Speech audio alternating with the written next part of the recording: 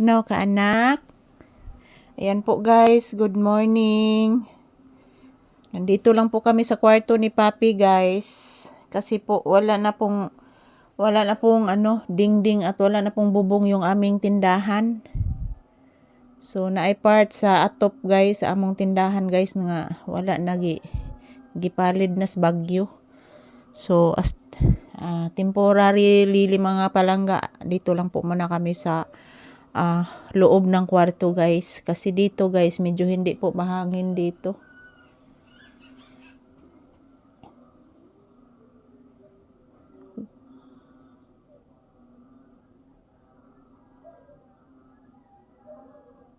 So good morning, this is Papi's update for today's episode, September 26, 2025.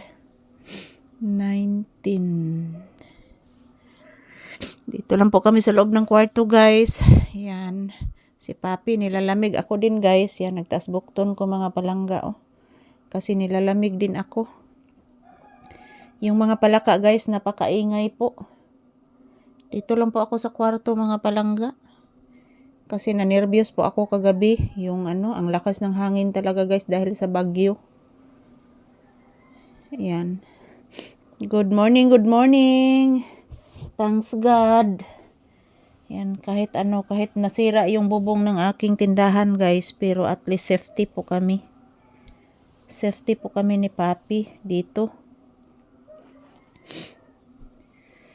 So ayan. Salamat po. Thank you Lord na hindi po masyadong kalakas ang hangin na ibinigay niyo po sa amin. Yun, ang tindahan ko lang po yung mayroong damage guys. Pero dito sa bahay wala po. Sa tindahan lang po guys, wala na pong bubong yung aking tindahan. So burn out pagid guys. Burn out. Walang kuryente ngayon. Dahil po sa kalakasan ng hangin. So ayan, kumusta po ang inyong lugar? Ayan. Dito sa amin guys is signal number 2. Pero ang lakas pa din ng hangin kahit signal number 2. How much more guys kung signal number 3 and 4? Grabe mga palangga, ang akong nervyos mga palangga. Uy, kabutangan ng akong nervyos kagabi mga palangga, kagahapon. Di matabang ang nervyos. So, pasalamat pa din ako guys sa ating mahal na Panginoon na pinoprotektahan niya kami dito sa aming lugar na wala masyadong damage. Thank you Lord God, Jesus Christ, Mama Mary. Yan, nakagising din kami kahit may takot na natutulog.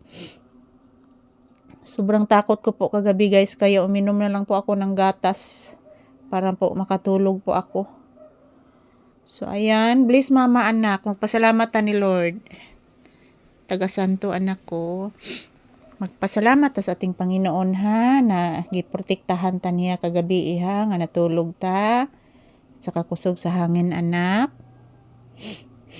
Opo anak, okay lang po yung ating tindahan na wala ng bubong at wala ng dingding. Ang importante nga, safe lang po tayo.